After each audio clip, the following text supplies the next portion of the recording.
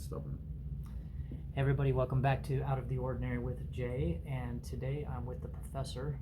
And Professor, can I get your first name, please? Phil, Phil, and how old are you? 62. And what were you the professor of? I taught physics and astronomy for many years on the college level. I taught high school for a year and a half. It was a miracle I lasted a year and a half in high school, but Okay. college was more my speed. Okay. Well, I think you would bring a good perspective to this, because you taught college, which is around a bunch of typically young adults, but you have various ages, and also now at age 62. What I want to talk about now is, does age make people more rigid, more like stubborn, or set in their ways, such as in politics, habits, their expectations, and if so, why? I guess it sort of opens the door to brain plasticity, cognitive decline, experience, culture, identity, values. I guess in your experience, do people actually become more stubborn as they get older, or is that just a stereotype? I think to a large extent it's a stereotype. Okay. I think in some ways you do become more stubborn, or it's more difficult to make changes because you do become set in your ways.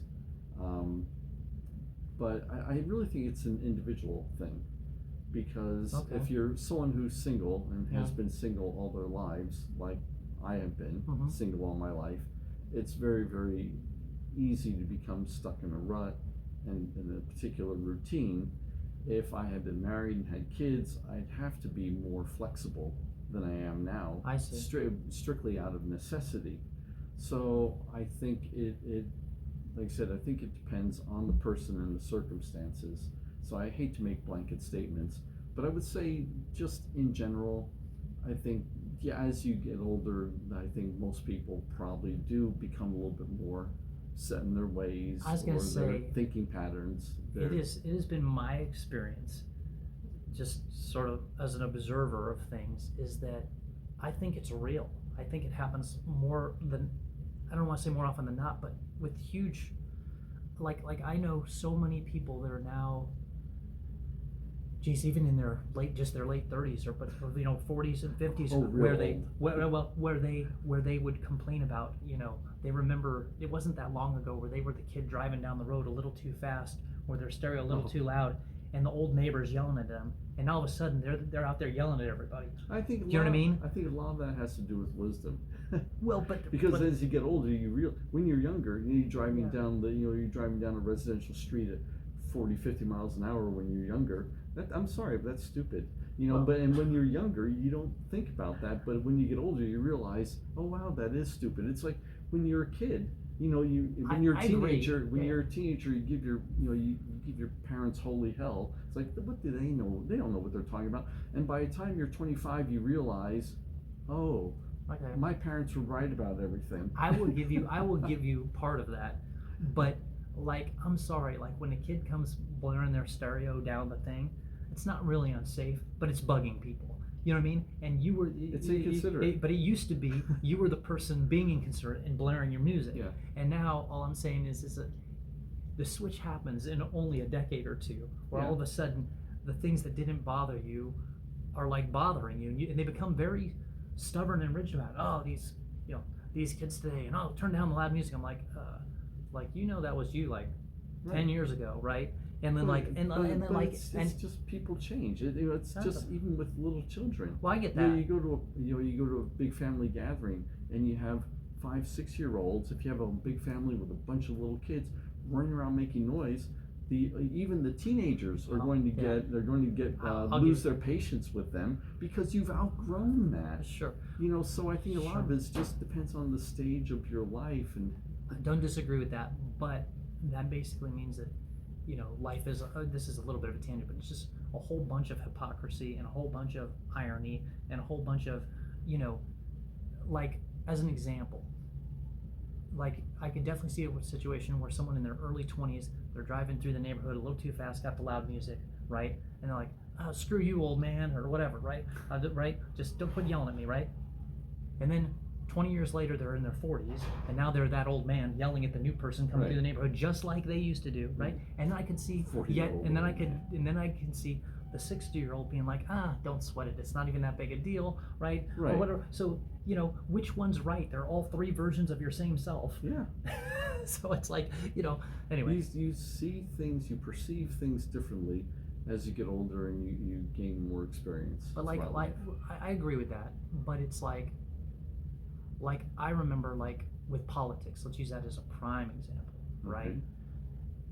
When I was much younger, I literally could care too. I didn't give a lick about them. Like I'll watch cartoons. I'll watch when I was really young. You mean really young? Right? Okay. But even when I was a little bit younger, like in my 20s, I did not care. And then you and then all of a sudden you become aware of things, or you're made to care, or you think you've got this.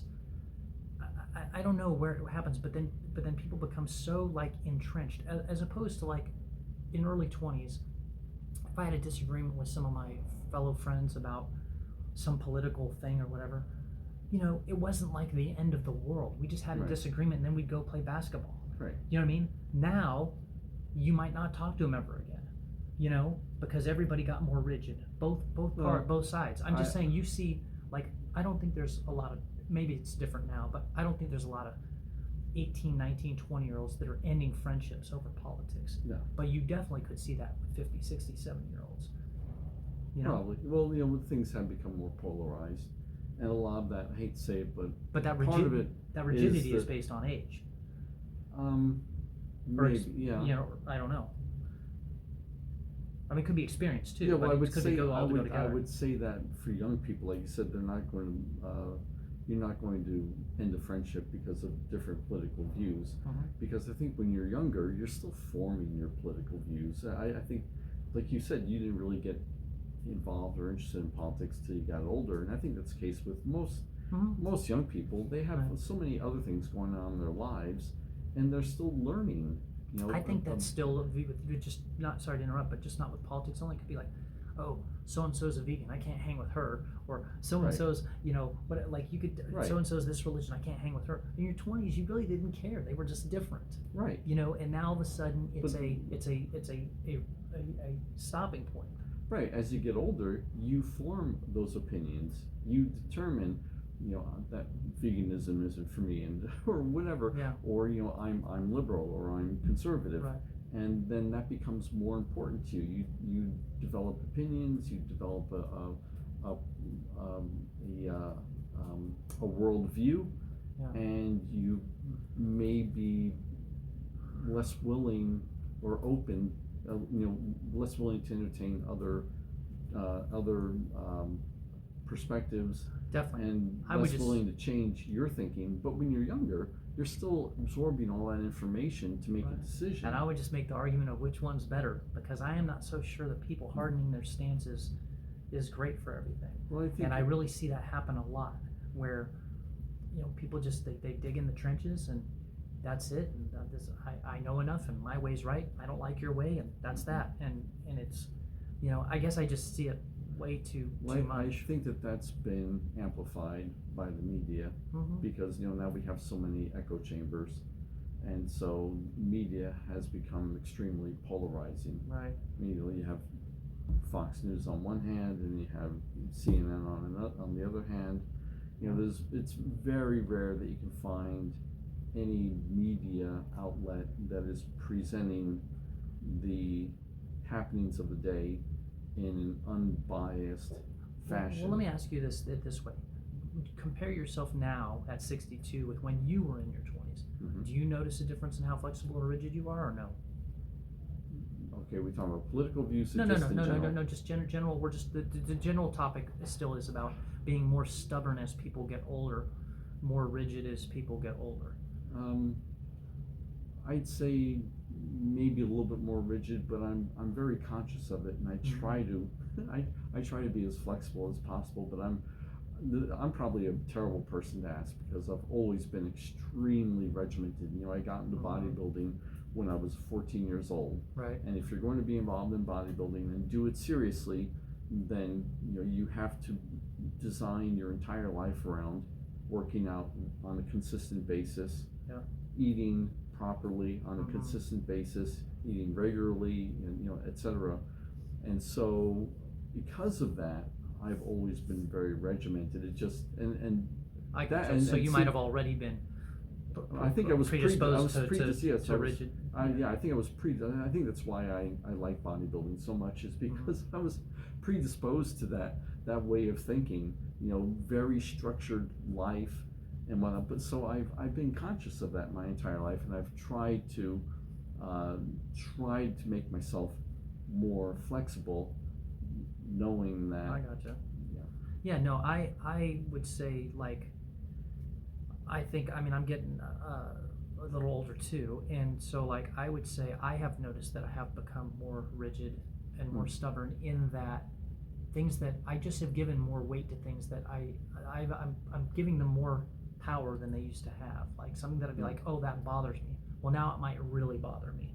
Or I might say, oh, I disagree with that. Now I really disagree with that. Right. And it's the same thing. And so I do think I do a good job of, like, blunting that by awareness. I'm like, oh, I'm giving it too much weight.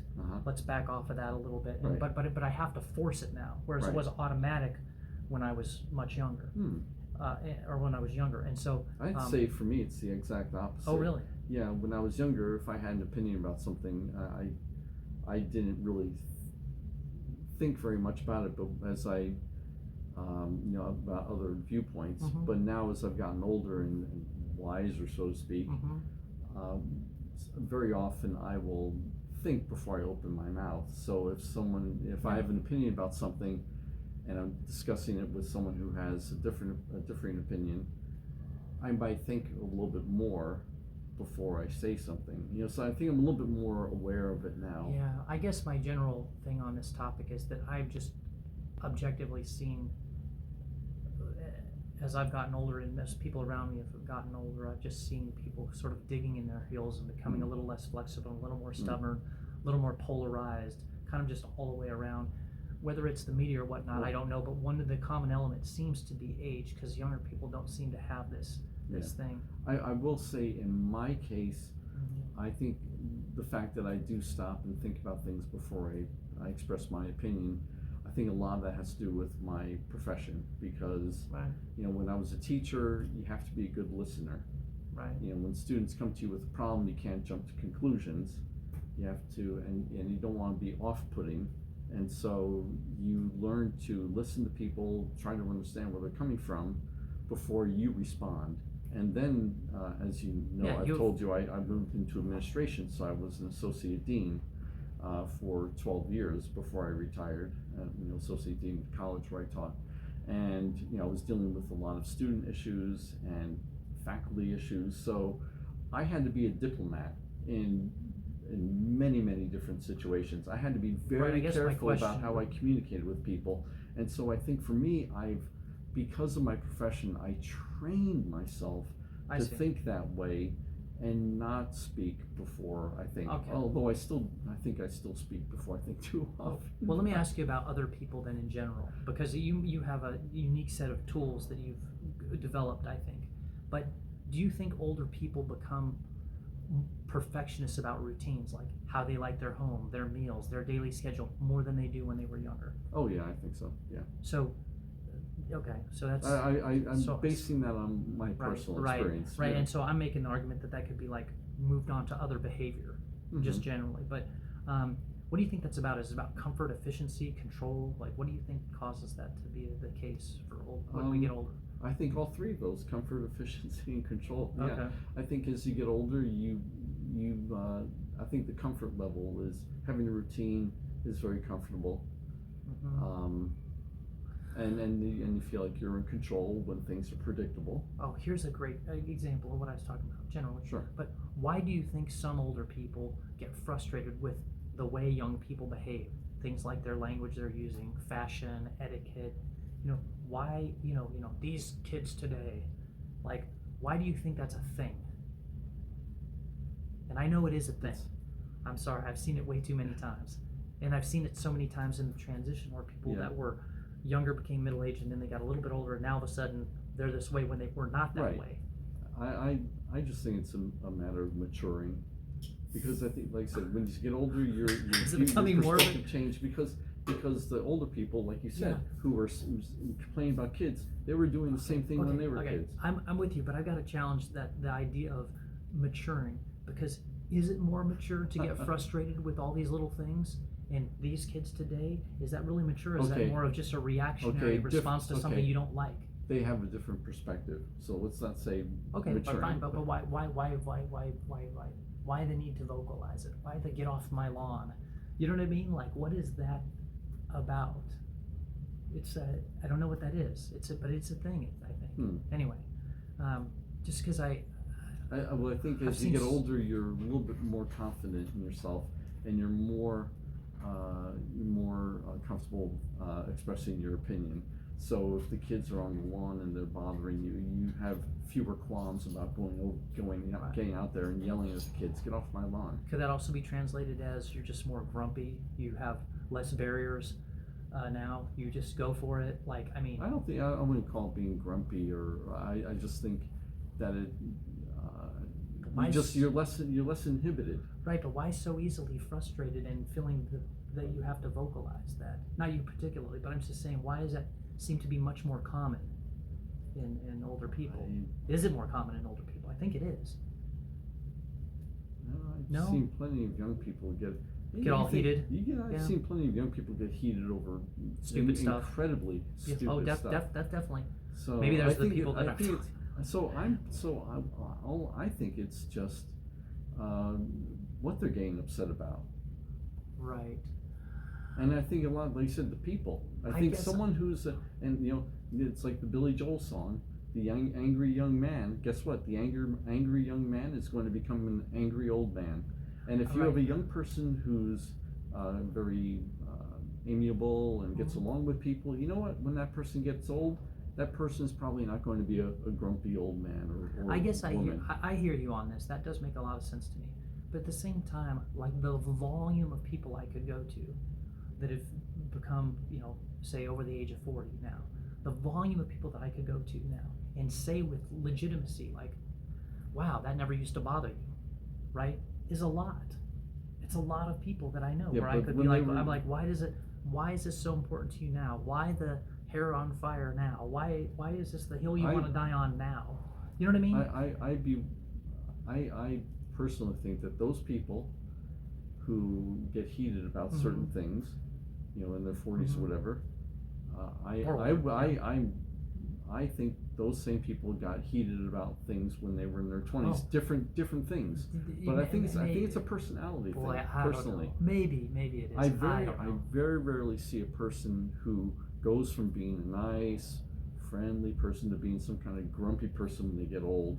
It's usually if you're right, angry, well-natured, you're going to become an angry old person. Okay, I get you on that. That doesn't make sense, but it is interesting. If you're complaining about something when you're 40 years old, you were probably the kind of person who was bitching and moaning about something else when you were 20 years old. I'm with you on that. It just does seem to me though weird and hypocritical when people get so upset and all in an uproar over things that 5 years ago they didn't care about at all and would have said nothing. Well, even 10 years ago they might have been the offender doing that very thing. And so like that's just kind of like that's what I was saying before is as you get older your perspective changes, your priorities change, and so you get upset about different things. Do you think any of this frustration, if we're calling it frustration, might be about like morality or nostalgia or just unfamiliarity? You know what I mean? Like, do you think? I think a lot of that is morality and nostalgia are all tied into familiarity. Yeah. So if something is familiar, that's the way we've always done it. You're comfortable with that. If people do things in a different way, you're unfamiliar with it. That's when you're uncomfortable. It's the same thing with different cultures. I don't like this culture because they make their women wear veils or cover their bodies and whatever you're comfortable with, whatever you're familiar with, you're more likely to be comfortable with.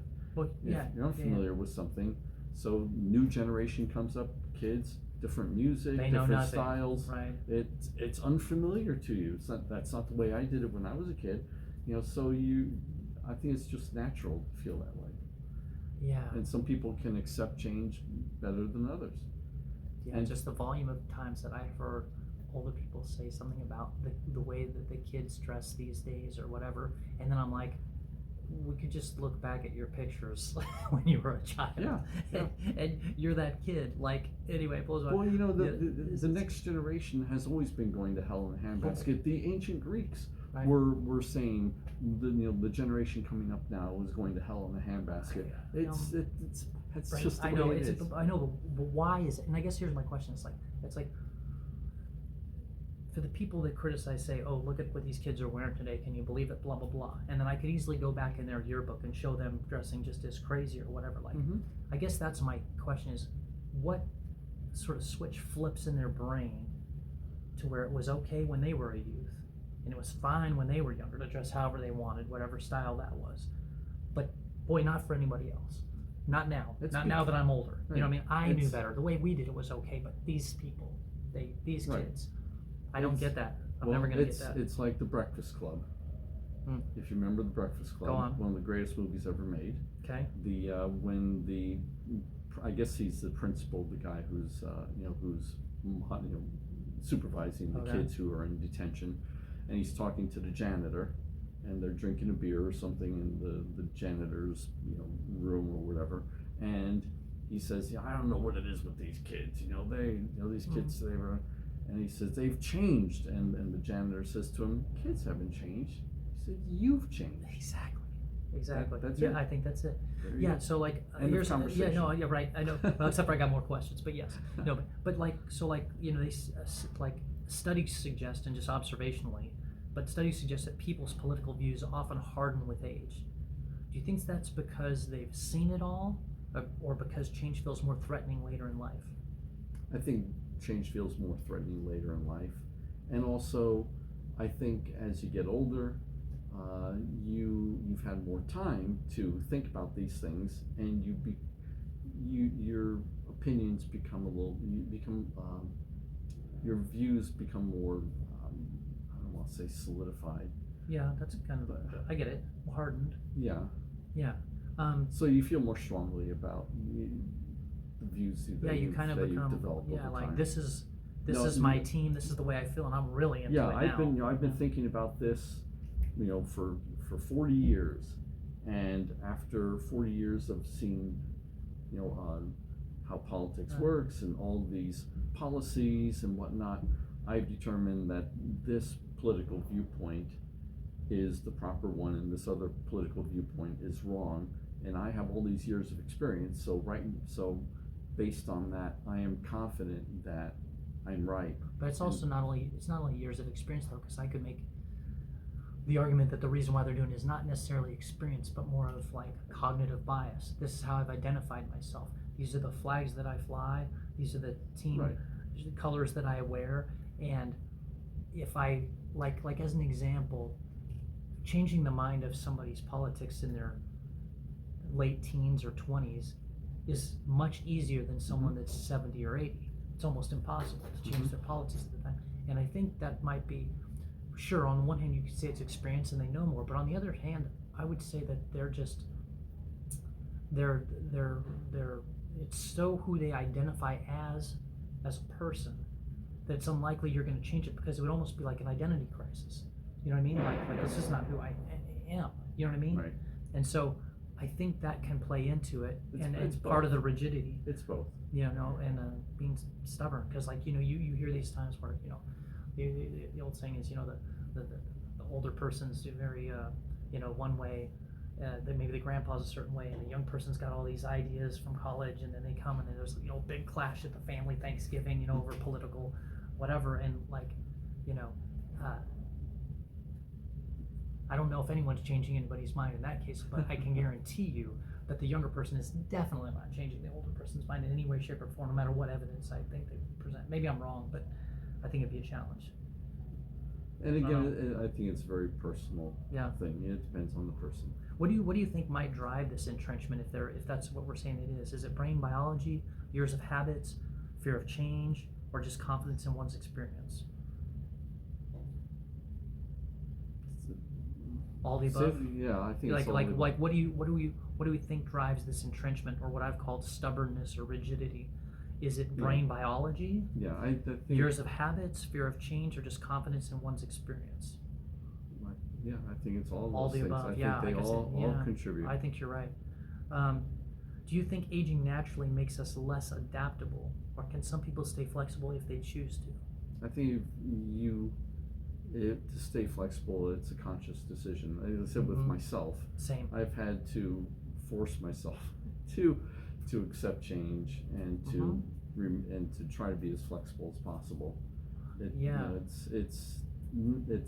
difficult, I think, for most people. I know it's difficult for me because I am such a regimented person, but I think for people in general, it's difficult. It's something you have to think about consciously. Yeah, I mean, I've sort of started adapting a little thing of when I have a disagreement with someone, I'll say like, is this the way I would have responded when I was like 28 or 29? You know what I mean? And I was pretty mature at 28 or 29. I'd already run several businesses and stuff like that. And most of the time I'm like, oh no, I would take it a little more easier on them because I would just want to be friends. You know what I mean? And so I'm trying to like kind of remember that.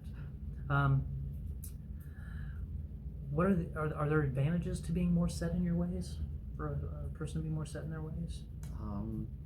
Yeah, I think it's great for efficiency. Yeah, sure. Yeah, there was a Calvin and Hobbes cartoon. I never saw the cartoon, but a guy at the gym where I used to train told me about it. He said that Calvin, you remember Calvin and Hobbes? I know that lion or the tiger, whatever. Yeah, the stuffed tiger. Yep. So Calvin walks up to his father and he says, "Dad, what does obsessive compulsive mean?" And his father says, "Oh, that's a term lazy people use to describe people who actually get things done." And so that's how I look at it.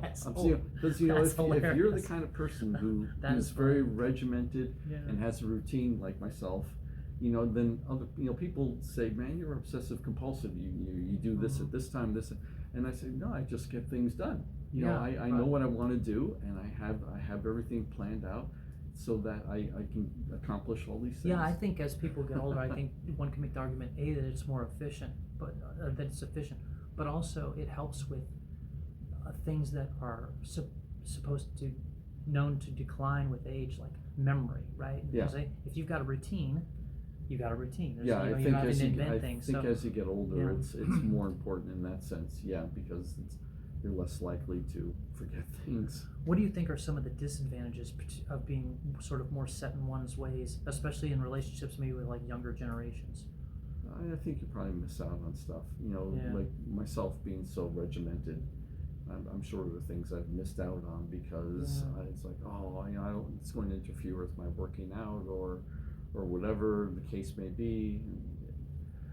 Yeah, I think it is sort of it becomes a little bit like I don't want to say closed-minded too, because like sometimes like you never know where wisdom's going to come from. Sometimes a child, even a 5 or a 6-year-old, can say something that's really interesting or important or reminds you of something that's important. Some teenagers may have done some report on something that you didn't know that would be helpful or interesting in your life. And so I think that some of the disadvantages might be if you just, these kids today, or they don't know anything, whatever. Like if somebody was to do that, you might be missing out on things that could really help you. Yeah. Like this is the way we always did it in my day. Okay, but they invented penicillin since then, so anyway. Okay. Do you think that this is interesting. Do you think that rigidity is just inevitable with age, or is it possible to grow older and stay open and curious? Well, it's definitely possible to stay open and curious. It just takes more work. Yeah, well, it depends on the person again. It's a very individual type of thing. Okay. Last 2 questions. If you were going to give your younger self advice on this topic, what would you say? Anything? Simply try to stay open, remain open-minded. As you got older. Yeah. Just always throughout life. Think before you speak. Yeah. Listen to other people, try to understand where they're coming from, why they have the views and opinions they do, and really think about it before you open your mouth and say anything. Is that the same advice you might give for other people to consider? Absolutely, yeah. Yeah, because I would not give myself different advice than I would give other people. I think I like that too. I like the idea, at least, of trying to stay curious at least, you Yeah. know, if not open-minded, you know, about what's coming into your sphere, no matter the age, and the other thing that I would say, to quote the great Dr. Phil McGraw, is, especially as it relates to older people who are, you know, maybe incorrectly or correctly labeled as very stubborn or even grumpy or whatever, like, I would just say, like, you know, I might say, like, how's that working for you? Like, you know, are you getting what you wanted out? Does it make you happy? Does it make you happy? Are you having the relationships that you'd like to have with your neighbors and your friends and your family? You know, if not, you know, you're not in control of those people no matter how much you yell at them. Right. But you might be in control of, you know, your actions, and maybe you might be able to your bear some attitude. better fruit. So Yeah. that's probably where I'll leave it. Thanks for the interview. Was there one more question? Nope, that's it. Oh, okay. We're- I thought we had two left. We're good. All right. Thank you very much. You're very Appreciate welcome. it, Professor. Always.